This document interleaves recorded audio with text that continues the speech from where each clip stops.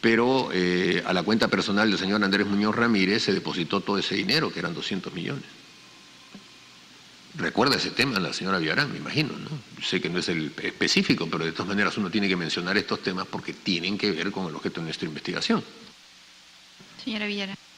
Sobre el hecho de la Caja Metropolitana, ha habido un caso que ha sido archivado en lo que a mí respecta por completo, que tiene que ver con una serie de hechos que se imputaron en algún momento. Por lo tanto, es un caso archivado y consentido en relación a mi persona. Quien está viniendo acá es Susana Villarán, exalcaldesa de Lima. En segundo lugar, yo no he nombrado sino a los directivos de la Caja Metropolitana, así como de EMSA, así como de CERPAR y de otras instancias de la municipalidad. Son ellos, el gerente general, el gerente de cada empresa, la que nombra a los funcionarios o contrata asesorías. En ese caso, yo les pediría que ellos puedan, ya como lo han hecho ante la Fiscalía, poder venir y decir todo lo relacionado a este tema. Esto ya ha sido estudiado, analizado, fiscalizado e investigado por la Fiscalía, por el Ministerio Público. Yo ya rendí instrucción sobre eso. Congresista Müller. La señora Villarán nos ha dicho que como ella tenía un plan distinto al que había heredado en el tema de Línea Amarilla, que era el vía Parque Rima, con un área verde grande allí, etcétera, fue que se planteó la modificación del contrato inicial. Pero es evidente que esa modificación terminó beneficiando a la empresa. No era consciente la señora Villarán de que el hecho de que se entregue más concesión y se elimine el COSAC, que es competencia directa del peaje, pudiera haberse visto como el favorecimiento a una empresa privada en lugar de favorecer a los usuarios nacionales, limeños, que iban a ser beneficiados con una obra en la que esa ruta iba a servir para la comunicación y el transporte. Señora Villarán.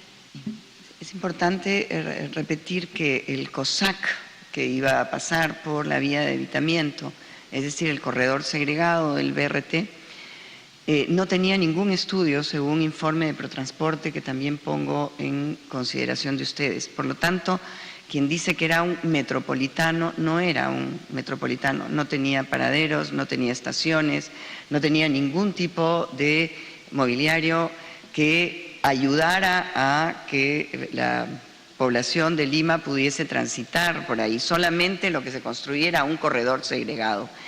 ¿Cómo es que se reemplaza la necesidad de viajes de los limeños por esa vía al COSAC, que no tenía proyecto en momento de analizarse los compromisos del contrato del 2009? Se habían establecido ya, y eso lo dice el contrato también de Rutas Nuevas de Lima, se había analizado y se había planteado en el Sistema Integrado de Transportes los 5 corredores complementarios de buses que tenían una capacidad en esa vía Panamericana Norte, Evitamiento, Panamericana Sur, de 900.000 viajes diarios, mucho más que los que tendría un BRT en un corredor segregado, que no tenía, repito, proyecto alguno. Tenía solamente un compromiso del contrato de armar un corredor segregado, sin nada más. Ahí sí se hubiese necesitado una participación del presupuesto de la Municipalidad de Lima. Lo que quiero decir en síntesis es: las necesidades de movilidad y transporte público fueron perfectamente tomadas en cuenta en la licitación del corredor número 1 de los 5 corredores complementarios, que pasa por Panamericana Norte, Evitamiento y Panamericana Sur, y que debería ser puesto en marcha para justamente satisfacer la enorme demanda de viajes en transporte público que hay en esa ruta. Congresista Müller. Pero era evidente que la empresa se estaba beneficiando, porque si se reemplaza un lugar en donde va a transcurrir un bus que puede transportar 120 o quizá menos, 80, a 100 personas que no pagan peaje, sino solo su pasaje, por un cuarto carril por donde van vehículos, entonces es evidente que ese vehículo, como sí paga peaje, la empresa se va a beneficiar. Y todas esas personas que podían haber ido en un bus van a tener que ir en una combi, que es lo que está sucediendo el día de hoy, que sí paga peaje. Y esto era temas que la empresa OAS tenía en mente conseguir, y es evidente que se terminó beneficiando. Y si encima se le daba más años, entonces hay una cuantificación de que el monto de inversión era esencialmente mucho más favorable para la empresa que para la municipalidad. Y esto está establecido pues justamente en las sumas y restas de todas las cláusulas que se han establecido, que las tenemos aquí presentes, Presidenta, y que vamos a tener que profundizar en la investigación.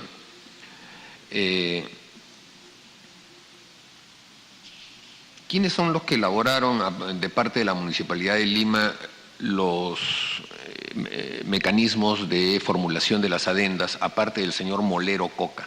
Porque no creo que el señor Molero, él solo, haya estructurado todas las propuestas que se hicieron.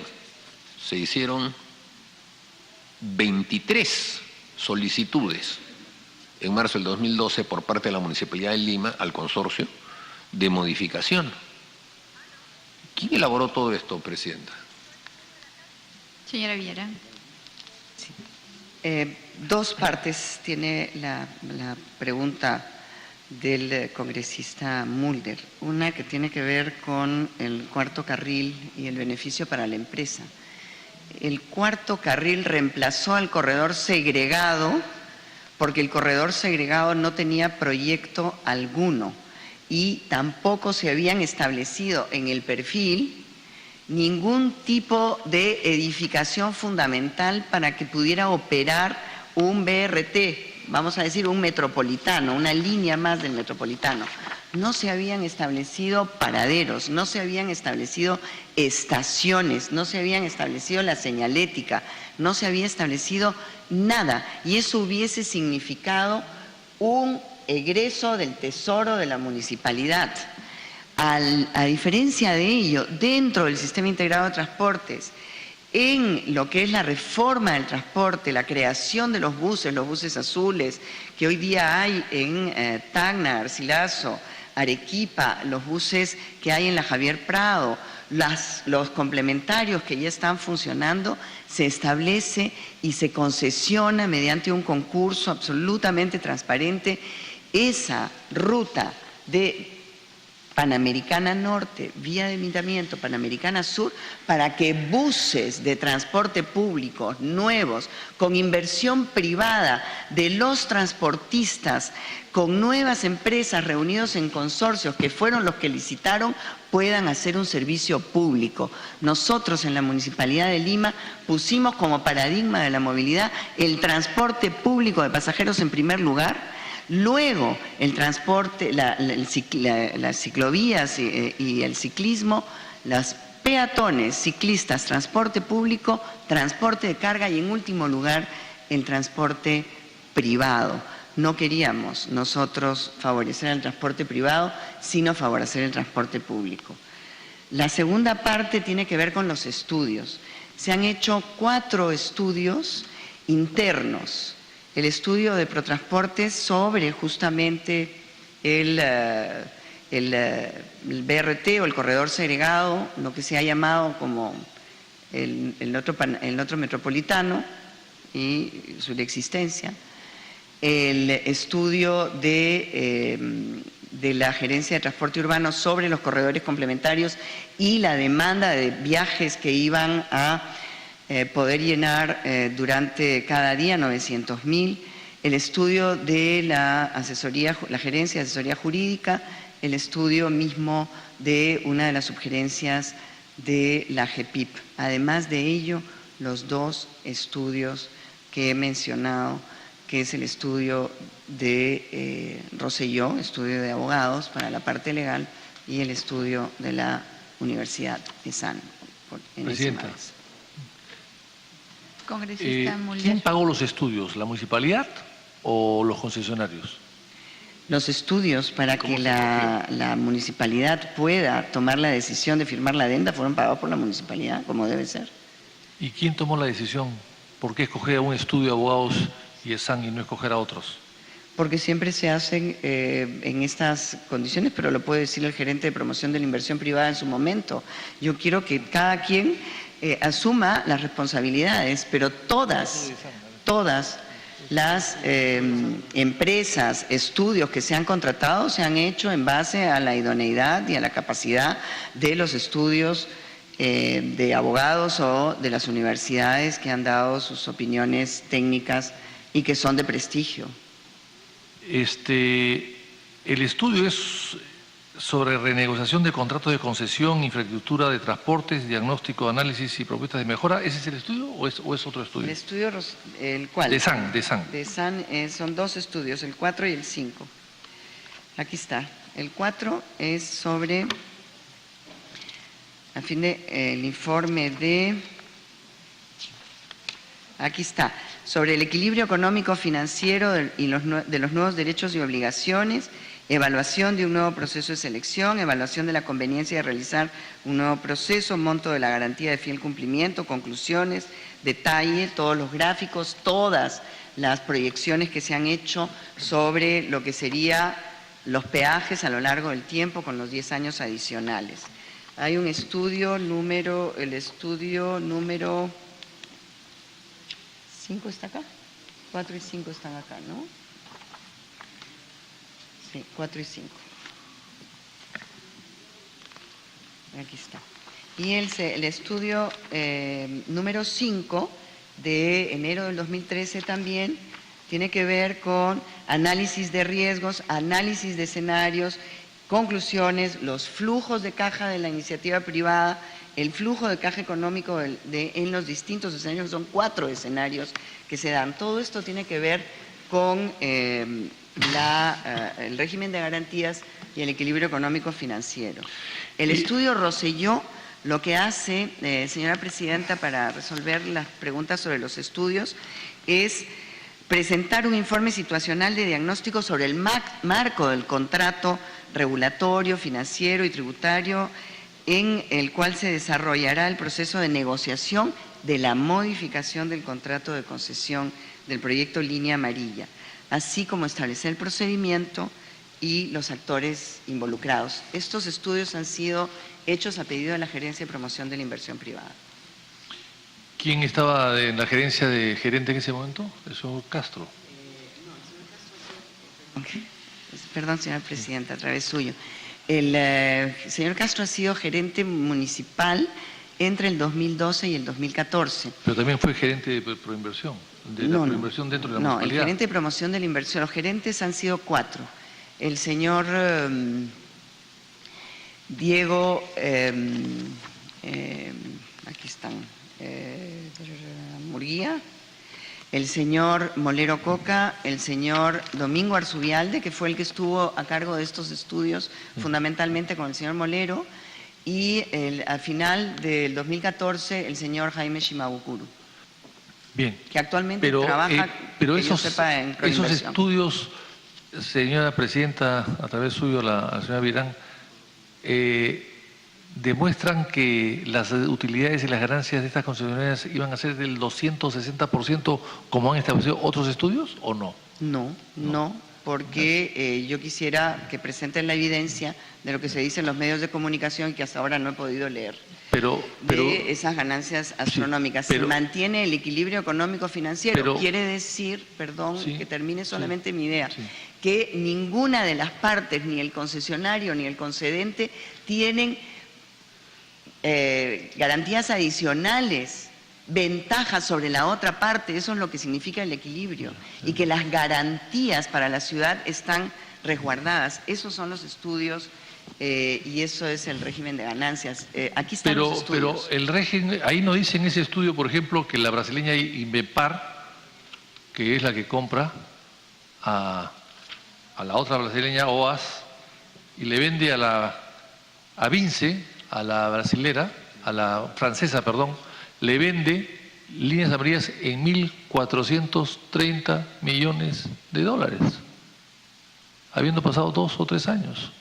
1.400 millones de dólares ahorita para explotar el negocio durante los próximos 40 años. O sea, ¿cuánto van a sacar? 10.000 millones, 8.000 millones. ¿Cuánto van a sacar? O sea, si es tan buen negocio, ¿por qué se entrega? ¿Por qué no lo hizo la municipalidad si es tan buen negocio? Si es tan buen negocio, ¿por qué no lo hace la municipalidad?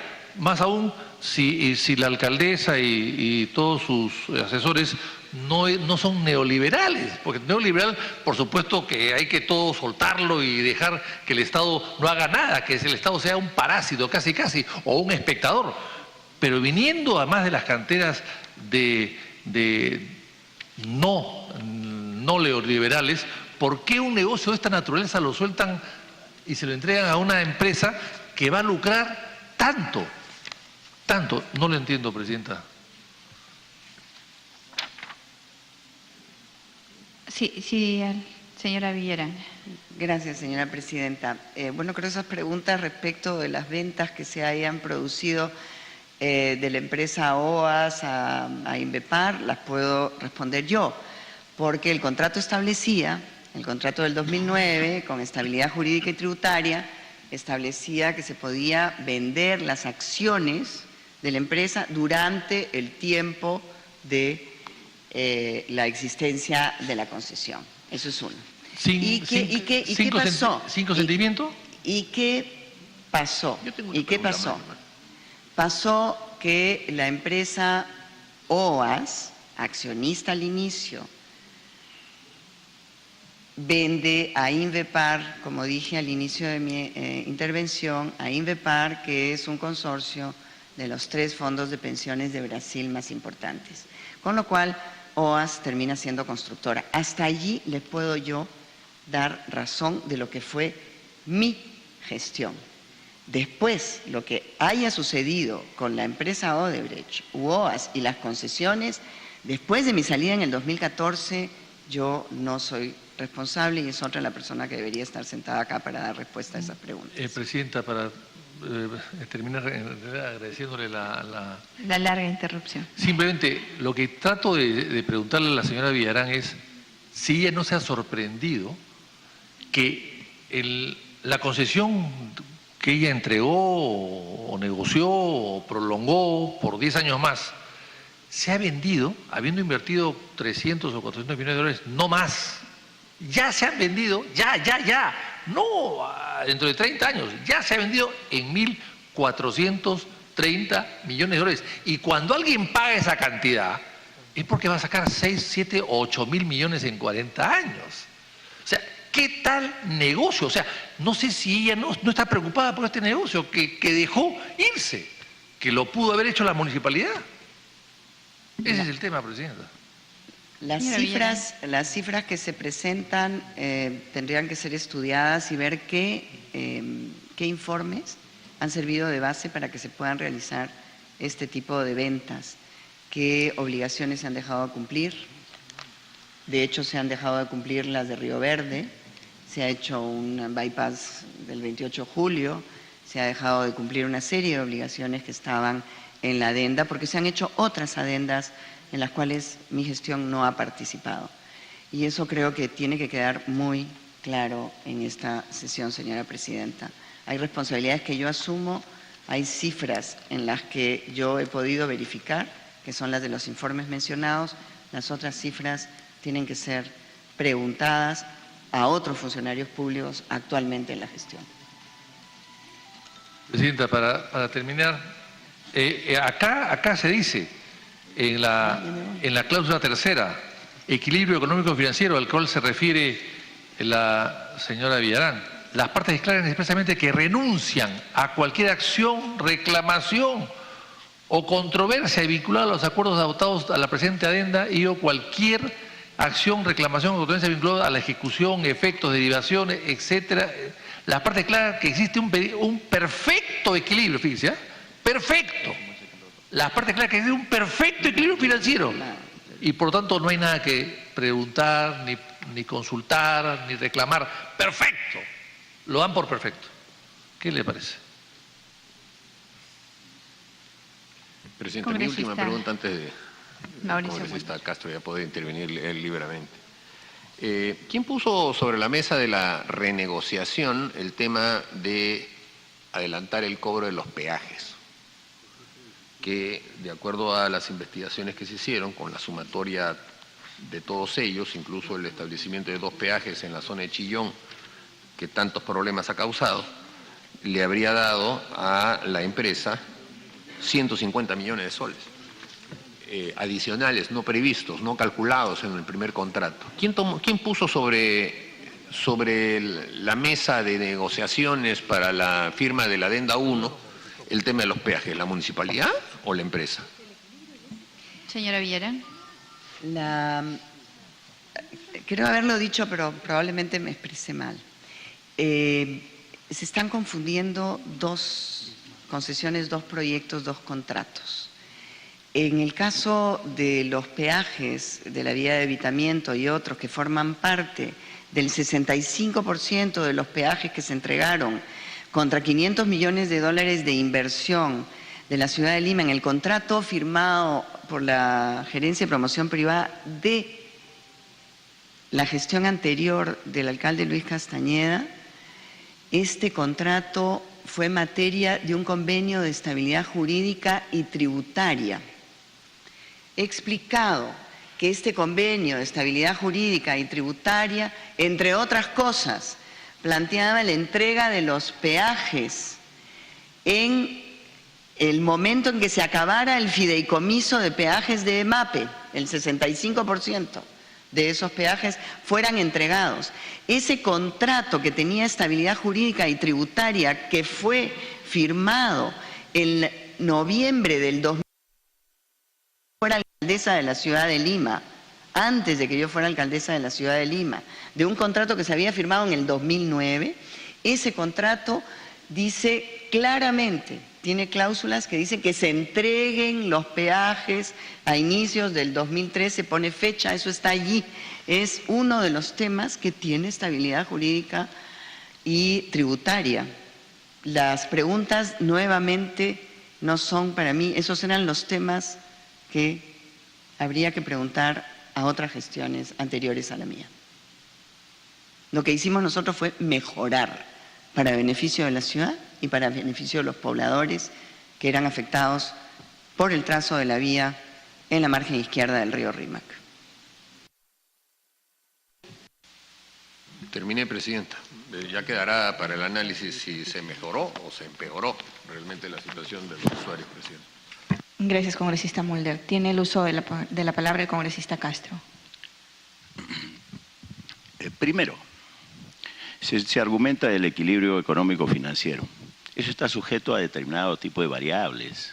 O sea, en ese momento, inclusive puede haber sido adulterado muy fácilmente, como lo que ha sucedido con la Universidad del Pacífico.